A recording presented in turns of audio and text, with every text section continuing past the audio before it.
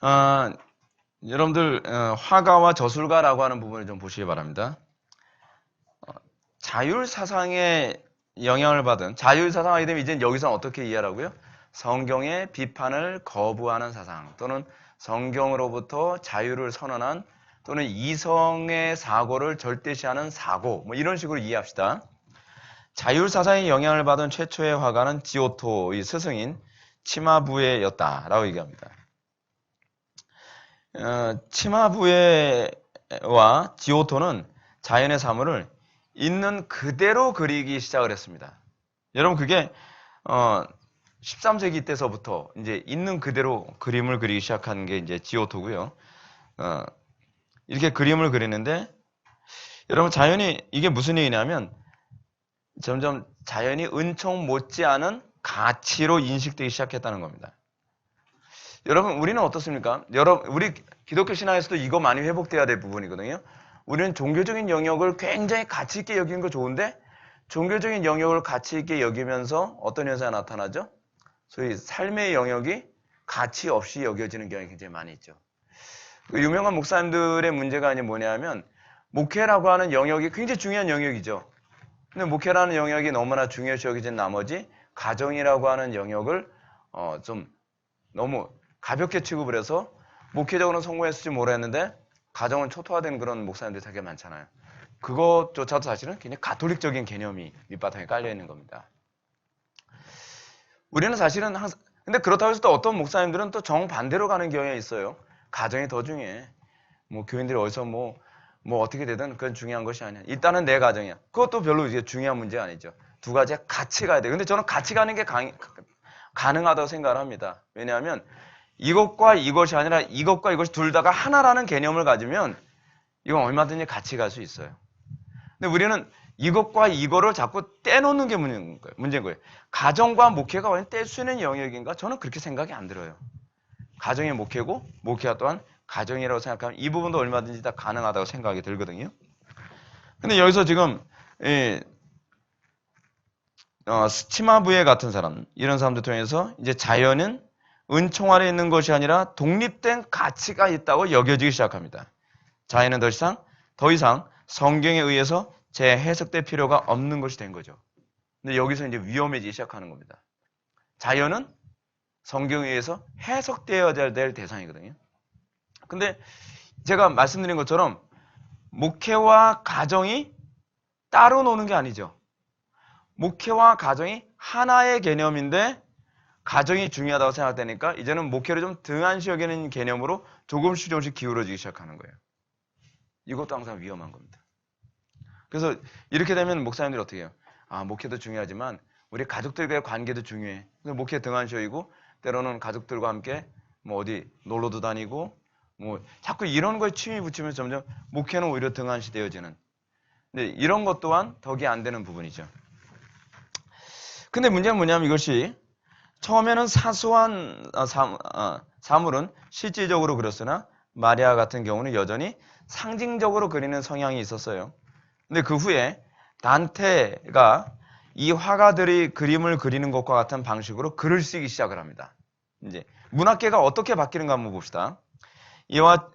화가들이 그림을 그리는 것 같은 방식으로 글을 쓰기 시작했다는 것은 성경과 신학을 해석하던 이 문학적 세계도 이제는 거부하기 시작하는 거예요.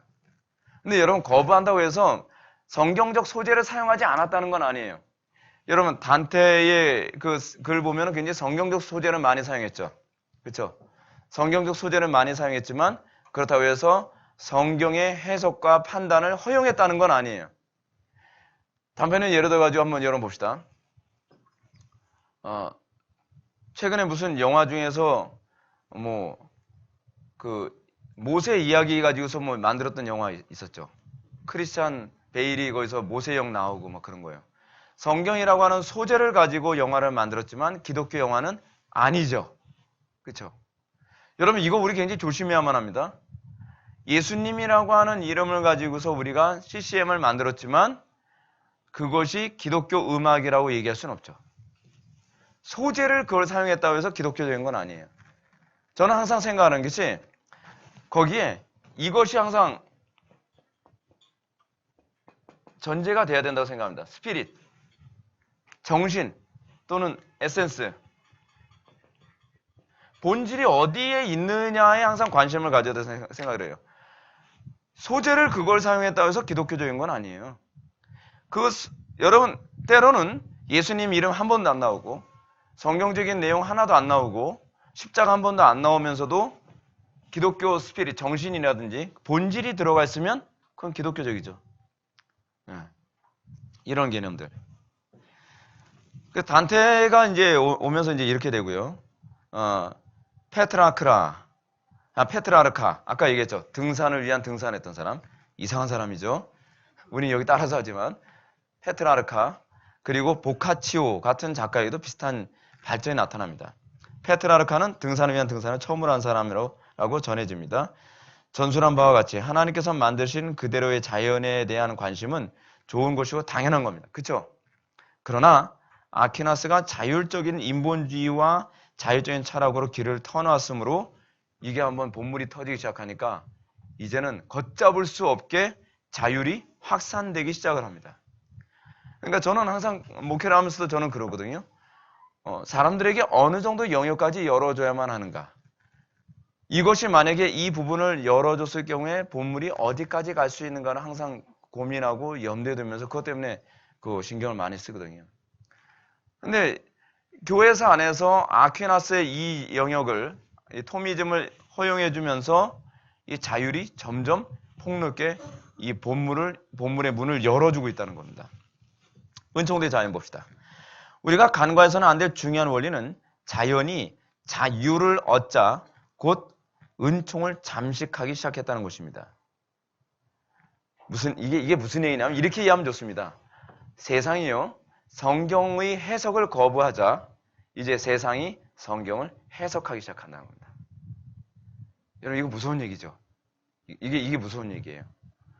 우리는 세상의 것을 해석을 해요. 우리는 이성이 맞다 틀리다라고 성경이 판단하고 성경이 해석을 해야 된단 말이에요.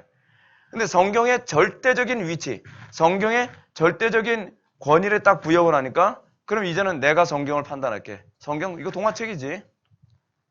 그러면서 그 위치가 점차적으로 바뀌어가면서 19세기 가서는 고등비평이라고 하는 운동이 돼서 성경이 완전히 난도질을 당하기 시작을 합니다. 무서운 얘기죠. 그래서 자연은 은총, 즉 계시로부터 독립되면 타락합니다.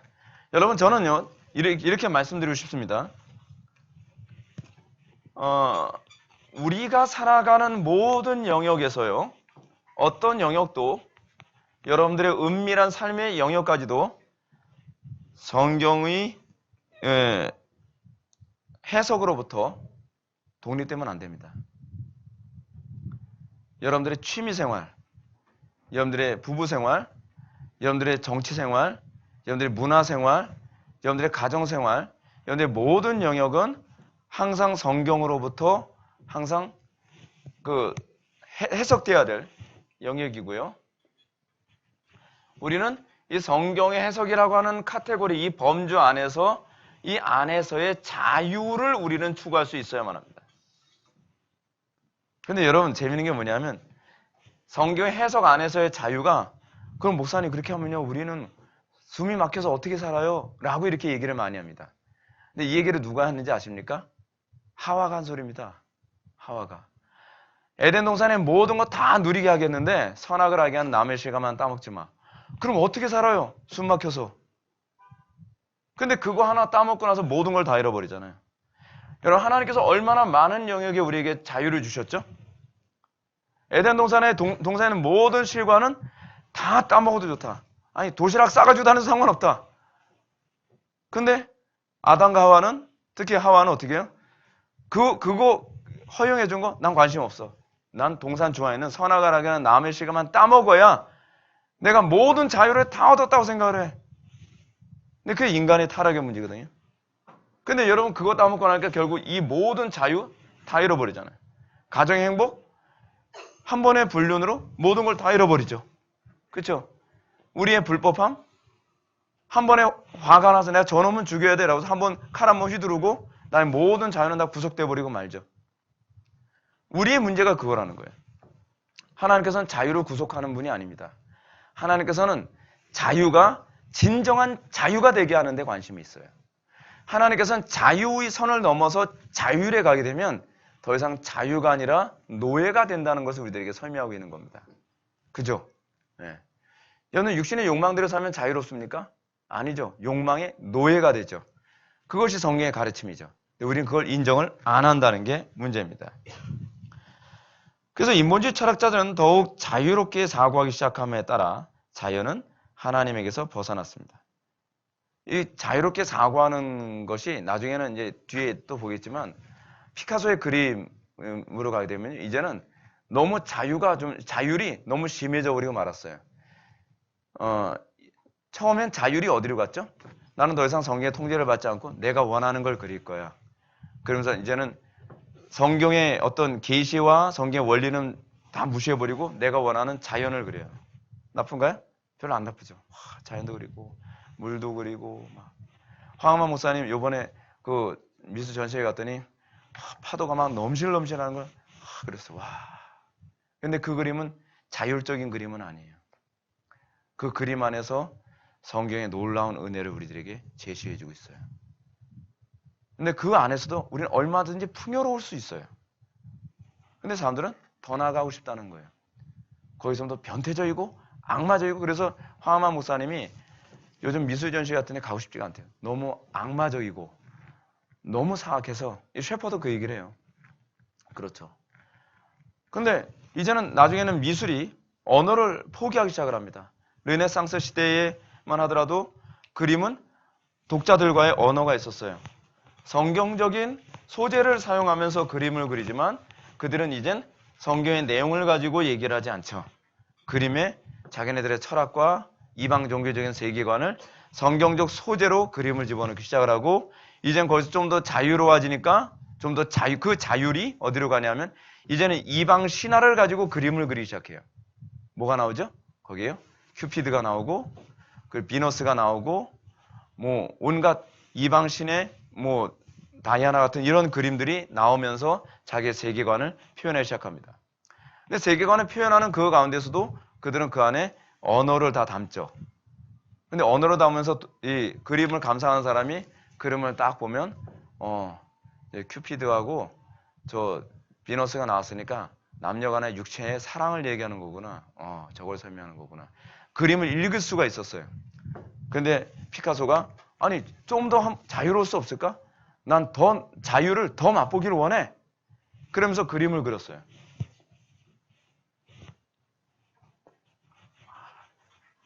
그림을 그렸어요. 그림의 제목이 뭐였을까요? 나는 누구를 사랑해. 근데 사람들은 하도 사람도 안 나오고 여자도 없고 그냥 낙서 같은 거예요. 이게 뭐지? 피카소는 나의 언어를 저 사람들이 알아주길 바라는 거예요. 근데 이걸 사실 실존주의이기도 하거든요. 그러니까 사람들이 정 못 알아들으니까 에이 나는 누구를 사랑해 제목을 썼어요. 이렇게 해야 알아듣지. 저 무식한 놈들.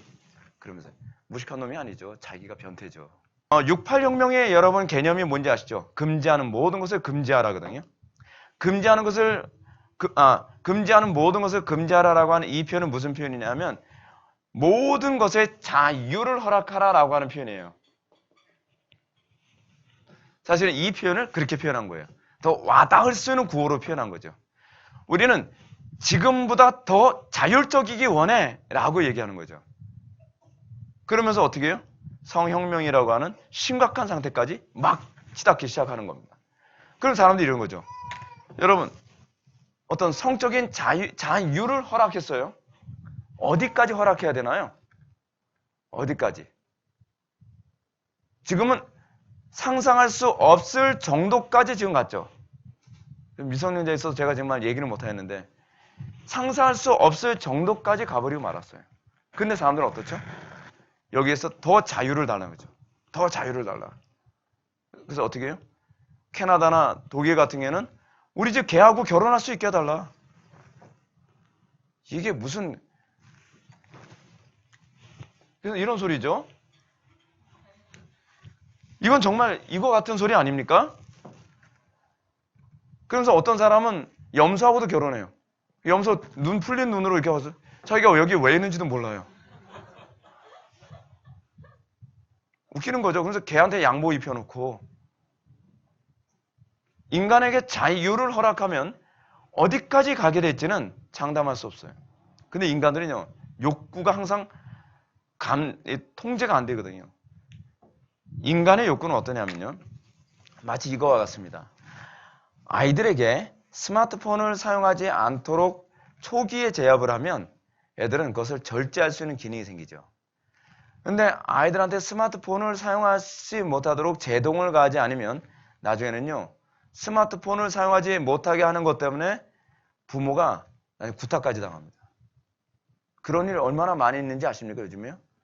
애들이 막 가출을 해요. 스마트폰 때문에. 상상해 갑니까? 이게 인간의 동물적 본성의 특징이에요. 제동을 가하지 않으면 이건 짐승이 돼버리고 마는 거예요. 그래서 청교도들은 어렸을 때서부터 자기를 다스리고 절제하는 법을 가르쳐야 된다는 거예요. 근데 요즘에 부모들이 자녀들 절제하는 법 안 가르치잖아요. 절제하는 법 안 가르치는 거 어떻게 해요? 마치 곱비 풀린 망아지 같죠. 그러니까 나중에는 부모가 항복을 하면 알았어 해줄게. 해주고 나면 더 어떻게 더 해달라 그러죠.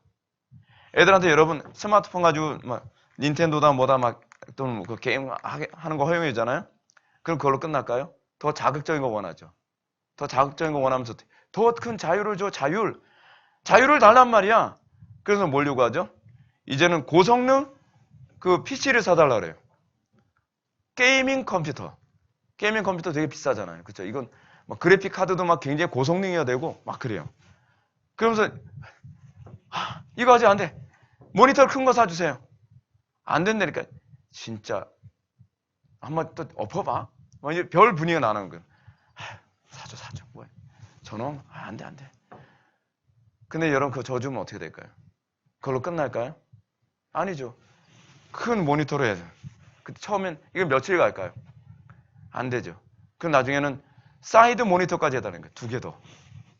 사이드 모니터 2개. 그 사이에는 뭐가 되죠? 악마로 바뀌어 있어요. 그 게임의 안에서 죽이고 막 뭐하고 성경의 가르침을 믿으십시오. 여러분들이 힘들다고 해서 성경의 가르침 그 현실적으로 여러분 현실이 더 악해질 수 있다는 거 여러분 알고 계십니까? 현실을 알기 때문에 그거를 제동 걸라고 얘기하는 겁니다. 근데 우리는 내 이성을 너무 믿죠. 내 경험을 너무 믿죠. 그래서 목사님이 우리 집 사정 몰라서 우리 애가 고집이 얼마나 센데요? 고집이세요? 꺾으세요. 목사님 애들이야 고집이 별로 없으니까 우리들요 고집 초기에 반 죽여놓고 꺾었습니다. 그래서 청교도들이나 그렇지 않으면 성경에서는 뭐래요? 아이들에게 매로 이것에 제동을 걸면 이 아이들을 지옥으로부터 건질 것이다 라고 얘기하지 않습니까? 근데 왜 우리는 성경을 안 믿죠? 사실은 아퀴나스적 자율사상 때문에 그래요. 내 이성이 옳을 거라고 생각하는 거예요. 성경의 권위를 인정 안 하죠. 이 성경 말씀은 그렇게까지 받아들일 필요는 없어. 그래서 요즘에는 어때요? 예수 믿는 사람들도 부모가 자녀들 체벌하는 건 이건 아니야. 뭐가 아니에요? 성경이 그렇게 얘기하는데 인정 안 한다면 뭐예요? 신자가 아니죠. 우리는 이걸 여러분 이런 소리 듣기 싫습니까? 이런 소리 듣기 싫으면 자꾸 안 들으려고. 듣지 않을 수 있는 자리 자꾸 들을 수 있는 자리 자꾸 피하려고 그래요. 해결될까요?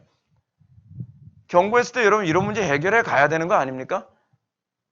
제가 언젠가도 그런 얘기 했잖아요. 제가 청년부 사역을 하는데 어떤 집에서 이래요. 청년부가 막 제가 와서 막 활성화되고 막 청년도 으쌰으쌰하고 기도도 많이 하고 막 성적도 많이 오르고 막 애들이 교회에서 막 활동하고 막 그러니까 이제 그 엄마가 부러웠던 거예요. 근데 전도사님, 네, 잠깐 할 얘기가 있는데요. 뭔데요? 그랬더니 우리 딸애가요. 청년부 나가라는데 안 나가요.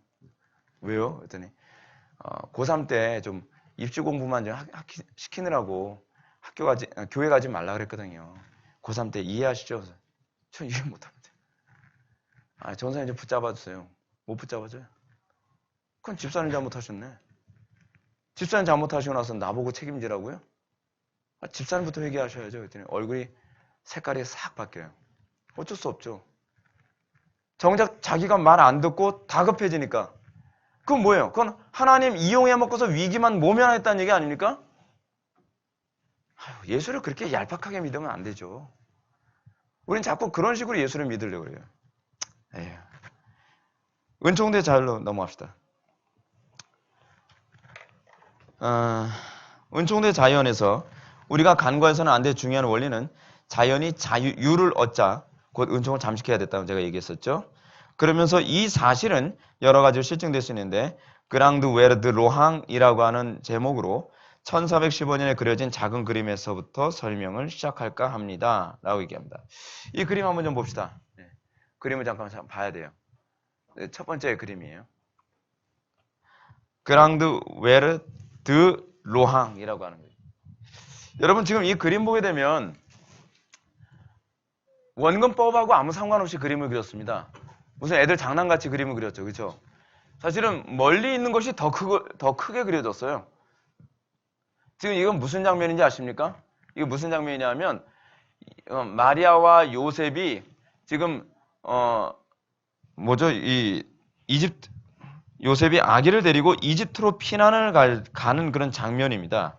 이집트로 피난을 가는데 어떤 사람이 이제 씨를 뿌리고 있는데 씨를 뿌리고 있는 상황에서 쑥 지나갔어요. 그럼 여러분 마리아와 요셉이 훨씬 멀리 있는 곳이죠. 멀리 있는데 이렇게 산더미처럼 크게 만들었어요. 거인족도 아니고. 그렇죠? 근데 딱 지나가자마자 곧바로 어떤 현상이 나타나냐면 곧바로 기적이 일어나는데 1시간도 채 되기도 전에 곡물이 자라고 열매가 맺혀 추수하게 된 거예요. 그러니까 여기 이 병정들이 뒤따라오면서 이 농부한테 물어보는 겁니다. 혹시 이 마리아와 요셉이 어디로 갔는지 아시오? 라고 얘기했더니 언제 지나갔는지 아시오? 라고 얘기하니까 제가 씨 뿌릴 때 지나갔는데요. 그러면서 그림을 이렇게 표현한 거예요. 그래서 여기서 이 그림에서 뭘 강조하고 있을까요? 너무 노골적이죠. 예. 마리아와 요셉이 애굽으로 도망가는 걸 강조하고 있는 거예요. 강조하는 부분은 무조건 크게 그리고 별로 중요하지 않으면 좀 작게 그리는 이런 구도법을 사용했어요. 여기는 원근법이 아무 관계가 없어요.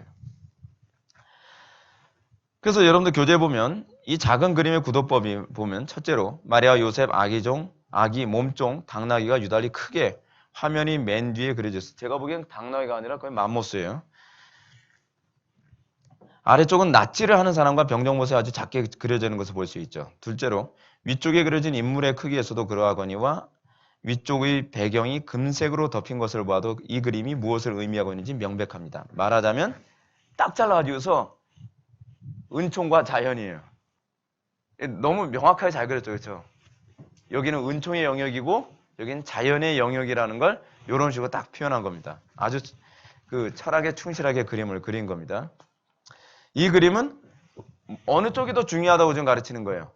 은총이 중요하다라고 하는 것을 가르치고 자연은 별로 중요하지 않다라고 하는 종래의 개념을 그대로 여기다가 다 내포해 놓은 그림입니다.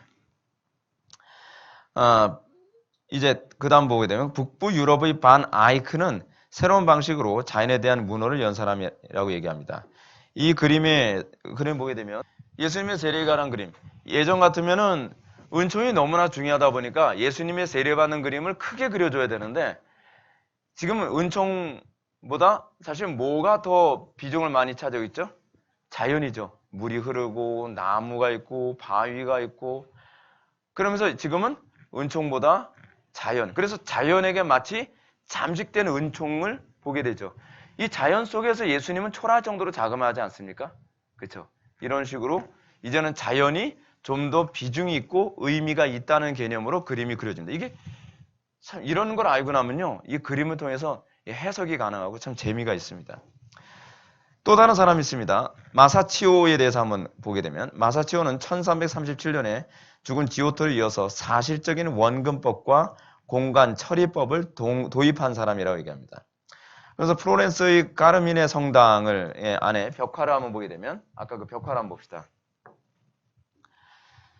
벽화를 그리면서 그림의 명암이 창문으로 비쳐 들어오는 광선에 맞도록 늘 창문을 고려했다고 얘기합니다. 마사치오는 자연을 사실적으로 그렸어요. 그래서 창문에 여러분 딱 보세요. 창문에서 빛이 딱 들어오면 그 부분이 어떤 부분이에요? 이 햇빛이 쫙 비치는 이 부분하고 딱 맞닿게 아주 정교하게 그림을 그려서 이것을 굉장히 그러니까 사실은 그림을 그릴 때 색깔을 이 빛을 붓으로 그렸지만 햇빛이 딱 들어와서 이 빛이 마치 자연에서 나온 빛인 것처럼 느끼게 만든 거예요. 예. 굉장히 놀랍죠. 예, 과거 예술가들은 저렇게 각도 이런 것을 다 생각을 했습니다. 그 사실적인 구도법을 도입했다고 얘기합니다. 근데 이게 뭘 의미하냐면 단순히 아름다움을 얘기하는 것 같죠. 그 문제가 아니에요. 뭐냐면요. 신이 실제가 아니라 자연이 실제다라고 하는 것을 점점 더 강조하기 시작하는 거예요. 여러분, 우리는 인류 역사에서 철학은요. 항상 어떤 대립이냐면 이데아가 실제인가? 그러니까 관념이 실제인가? 물질이 실제인가에 관한 싸움의 연속이었거든요. 근데 여기서 지금 관념과 물질 중에 이제는 물질이 실제로 참으로 존재하는 것은 무엇인가? 물질이다라는 쪽으로 점점 사고의 전환이 있어지기 시작하는 겁니다. 여러분 어떻습니까? 하나님이 실제합니까? 현실이 실제합니까? 이 우리 끊임없이 우리에게 오는 도전 아닙니까? 목사님 현실적으로 먹고 사는 것도 힘들고 제가 요즘 감정도 별로 안 좋고 건강도 안 좋고 뭐 환경도 그렇고 그에게는 무엇이 실제라고 얘기하는 거예요? 네, 우리에게 환경이 실제고 하나님은 관념에 불과한 거죠. 믿음은 뭐래요? 바라는 것들의 실상이죠. 보지 못하는 것들은 증거. 믿음은 사실은 우리가 보는 이 모든 것이 실제가 아니라 하나님이 실제이고 이 우리가 보는 모든 것은 하나님의 통치 안에 있다는 것을 보게 되어지는 것. 그 안목을 소유하게 되었을 때에 그걸 믿음이라고 얘기하거든요. 근데 그림이 그걸 설득해 나가는 거예요. 아니야. 우리 눈에 보이는 게 실제야. 너희들이 생각했던 이데아, 너희가 생각했던 종교, 너희가 생각했던 신이 사실은 실제가 아니라 그건 관념에 불과해. 라고 설득해 나가는 거죠. 여러분 문화 참 무섭지 않습니까? 이런 식으로 우리의 사고를 자꾸 전환시켜 나가죠. 필리포 리피에 와서는 반 아이크의 롤랑 총독의 마돈나에서보다 더 현저하게 자연이 은총을 잠식하기 시작하는 것을 명백히 볼 수 있습니다. 불과 몇 년 전만 하더라도 화가들이 마리아를 사실적으로 그리는 것은 상상도 못했죠. 자, 마리아를 굉장히 사실적으로 그렸습니다. 옛날에는 마리아를 상징물로 그렸죠. 왜냐하면 신성미가 떨어지거든요. 그렇죠? 아무리 아름답게 그려도 마리아를 어떤 그림을 어떤 여자의 모습으로 딱 그리면 어떤 사람이 내가 생각하는 것보다 별로 안 이쁘네? 내가 생각하는 것보다 더 그렇게 신성하게 보이지 않네? 라고 생각할 수 있겠죠. 그래서 과거에 상징으로 마리아를 표현했던 것은 마리아 신성미를 상상에 맡기는 거죠. 믿음에 맡기는 겁니다. 당신이 가지고 있는 종교적 성향에 따라서 마리아의 신성미는 더 크고 더 아름답게 생각될 거야. 그래서 그거를 상징으로만 표현했죠. 근데 이것이 이제는 마리아를 실제로 어떤 사람의 얼굴로 표현했다는 것은 이제는 이 마리아 또는 필리포가 그린 이 마돈나는 어떤 존재라는 겁니까?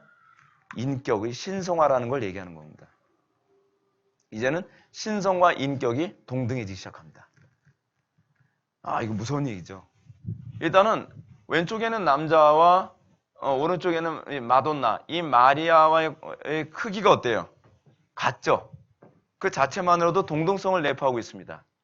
동등성을 내포하는데 거기다가 마리아를 실제로 사람의 얼굴을 집어넣음으로써 지금 여기서 이 여자의 얼굴이 뭐냐면 자기 와이프거든요.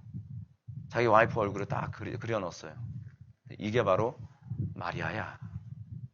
근데 그 당시에 사람들은 플로렌스의 이 시민들은요. 이 모델이 그의 부인이라는 건 누구나 다 알고 있었대요. 그러니까 자기 아내를 신성시 여기는 그런 식으로 이제 합니다. 그렇게 해서 어떻게 점점 자연이 은총을 잠식해 들어가죠. 뭐죠? 자연은요. 점점 우리가 은총을 내 욕구대로 악용하기 시작하는 거예요.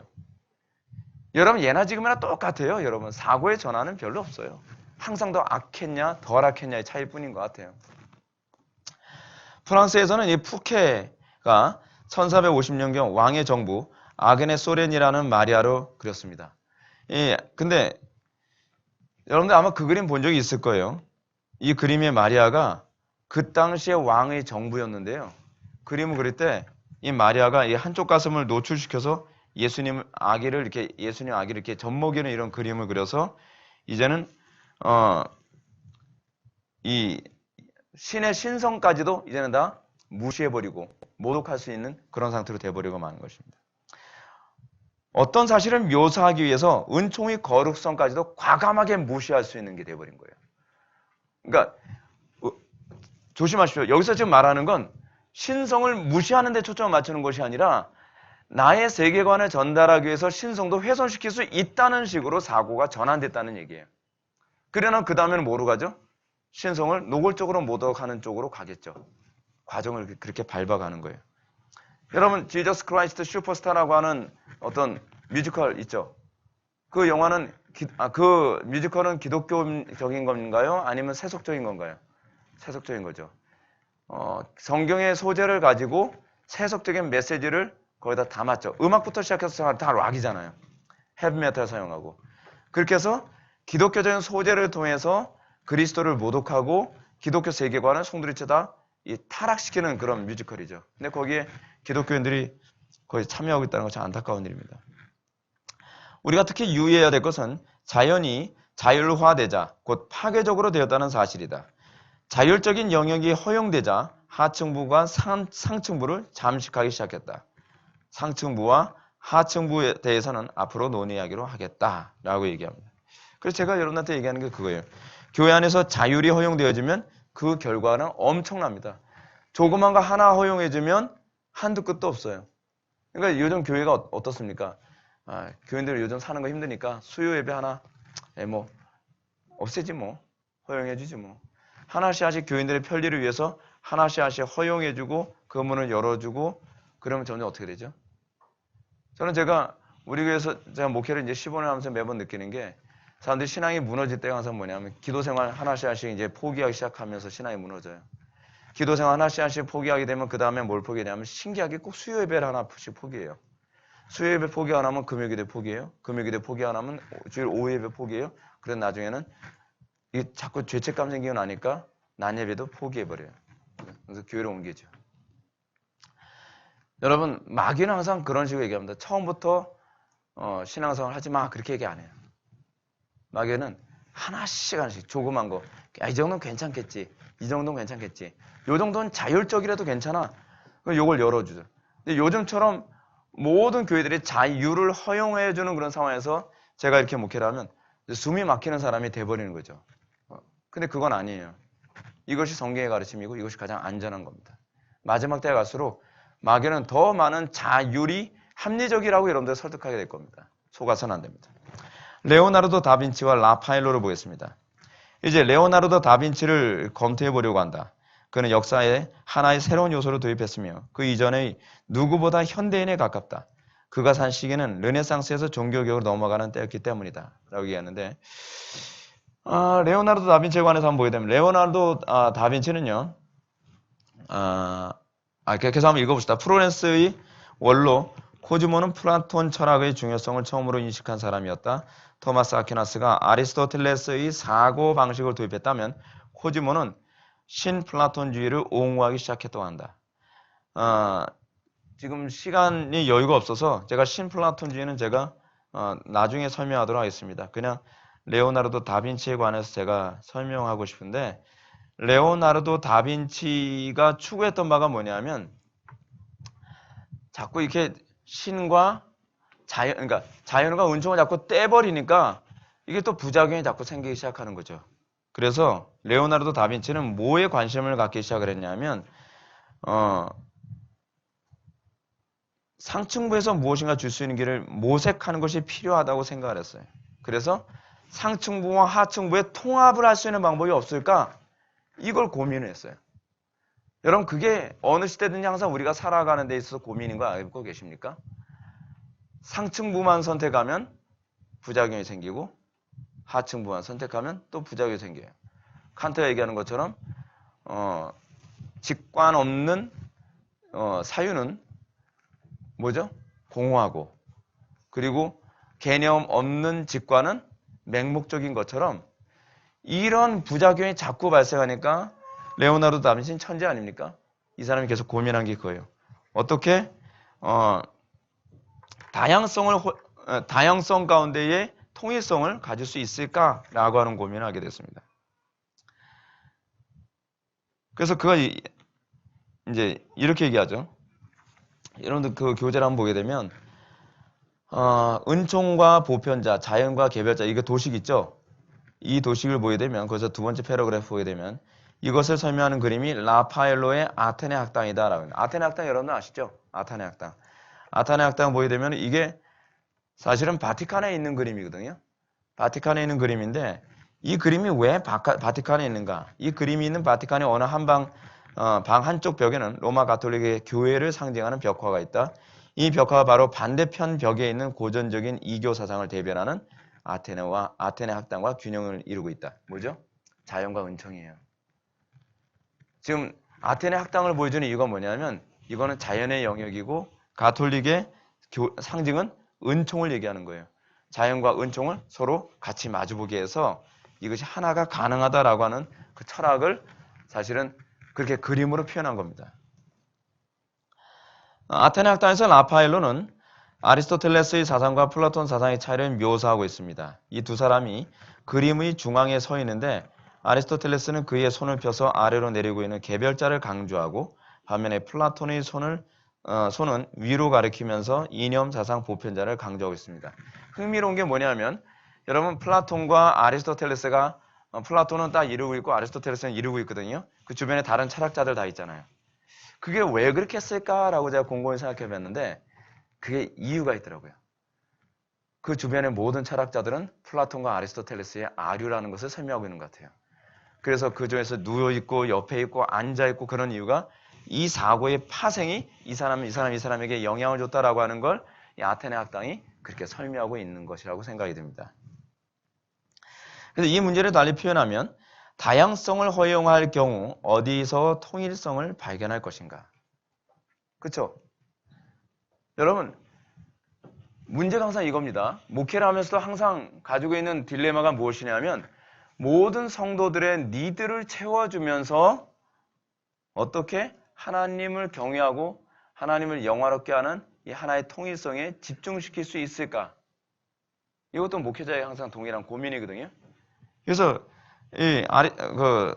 레오나르도 다빈치도 그런 고민을 한 것 같습니다. 또 개별자를 풀어주면 어떻게 그것을 다시 모을 수 있겠는가? 개별자가 뭐죠? 소위 개인이거든요. 개인을 풀어주면 개인에게 자유를 허락해주면 그걸 어떻게 하나로 묶을 수 있겠는가? 이게 그들의 고민이에요. 왜냐하면 철학자들은 자율적인 것이 옳다고 생각하거든요. 근데 자유를 허용을 해주면 보편자가 울고 보편을 강조하면 자율이 죽는단 말이에요. 어떻게 해야 될 것인가? 레오나르도는 이 문제와 씨름하였다. 그런 많은 사람들이 일컫는 바와 같이 필자도 역시 그렇게 생각한다. 플라톤주의 화가요. 현대 수학의 시조이다. 만일 자율적인 합리성에서 시작한다면 결국은 수학으로 규착되며 수학은 개별자만 다루고 보편자는 다루지 못하는 것을 그가 알고 있었다. 무슨 소리일까요? 제가 이렇게 설명해드리면 여러분 이해하기 쉽습니다. 유한적인 합리성으로 무한을 측정할 수 있을까요? 여러분 우리가 가지는 수학은 무한을 측정할 수가 있는 것이 아니라 유한을 제한된 영역을 측정할 수 있도록 주어진 것이 수학 아닌가요? 그렇죠? 근데 만약에 이 수학으로 무한을 측정하려고 한다면 결국 그 측정은 유한이지 무한일 수밖에 없다는 얘기죠. 이게 무슨 말인지 알겠습니까? 이해하셔야 돼요. 이해하셔야 돼요. 예를 들어 제가 막 아무리 계산을 많이 해가지고서 뭐 무한대 어쩌고저쩌고 막 얘기했지만 무한대라는 개념 자체는 결국 뭐예요? 유한일 수밖에 없다는 거예요. 우리가 측정할 수 있는 영역은 결국 유한일 수밖에 없는 거죠. 이걸 설명하고 있는 겁니다. 이해 못해도 뭐 어쩔 수 없고요. 결국 기계론에서 벗어나지 못합니다. 그러나 통일성의 필요성을 아는 사람에게 이것이 있을 수 없는 일임을 그는 이해했습니다. 그리하여 그는 영혼을 그리려고 노력을 했어요. 이게 흥미롭죠? 보이지 않는 영혼을 그리려고 노력을 했어요. 이 영혼은 기독교 영혼이 아니라 보편자, 즉 이데아를 그리려고 한 거죠. 이건요 굉장히 무모한 시도죠. 플라톤의 입장에서 봤을 땐 무모한 시도예요. 왜죠? 플라톤은 그림을 그리면 이 모든 것은 사실은 이데아를 이데아의 그림자일 수밖에 없다고 얘기하고 있어요. 그래서 플라톤은 그림을 그리는 것 자체를 천박한 직업이라고 봤거든요. 근데 이 레오나르도 디카프리오도 아니고 다빈치는 자기는 그림으로 이데아를 그릴 수 있다고 생각한 거예요. 누구한테 도전한 건가요? 플라톤한테 도전한 거죠. 그가 많은 회화 작품을 남기지 못한 이유는 결국 보편자를 그림으로 그리는 것이 거의 불가능하다는 것에 대한 자기 인식 때문에 그렇다고 합니다. 그래서 좀 더 읽어보면 근래 작고하기까지 이탈리아의 위대한 철학자 중에 한 사람으로 꼽히던 현대 작가 지오반니 젠틸레는 레오나르도가 개별자와 보편자를 한데 묶는 합리적인 통일성에 대한 희망을 실현시킬 수 없으므로 낙심한 가운데 임종을 맞이했다라고 얘기합니다. 여러분, 우리는 어떻게 이게 가능할까요? 여러분, 우리는 보편자가 뭔지 알죠? 이데아, 그리고 가장 이상적인 것, 그것과 어떻게 이 개별자가 하나를 이룰 수 있을까요? 근데 그게 기독교예요. 우리는 그리스도 안에서 하나를 이루거든요. 그리스도와 한 몸을 이루거든요. 교인들 한 명 한 명은 개별자인데 한 명 한 명이 이 개별자가 보편자이신 그리스도와 한 몸을 이룸으로 우리는 온전한 그리스도의 완전을 향해 달려가죠. 답이 성경에 있었던 겁니다.